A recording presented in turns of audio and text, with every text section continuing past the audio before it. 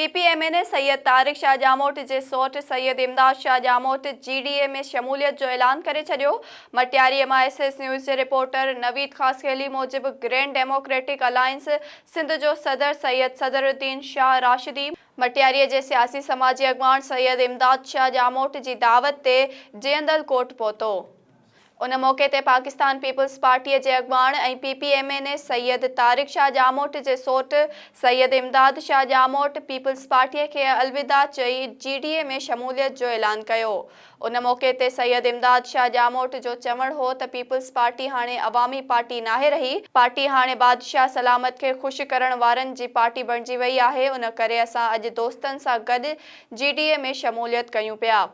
GDA Sindh जे सदर सैयद सदरुद्दीन शाह राशिदी चयो त हू हिन भेरे नए जोश वलवले ऐं नई हिकमत अमलीअ सां पीपल्स पार्टीअ जो मुक़ाबिलो करण पिया वञनि, जंहिं लाइ खेनि नौजवाननि जे साथ जी ज़रूरत आहे।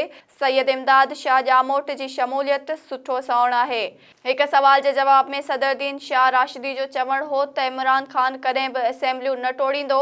असेंबलियुनि जे मुद्दे में बाक़ी 7 महीना बचा आहिनि। कहिड़ो MPA हिन वक़्तु इस्तीफ़ा ॾींदो, उन करे असेंबलियूं टुटण जो सवाल ई पैदा नथो थिए। उन मौके ते गज़नफर हयात मंगरियो, सफदर अब्बासी, सरदार रहीम, सैयद जलाल शाह जामोट ऐं ॿिया अॻवान पिणु मौजूदु हुआ।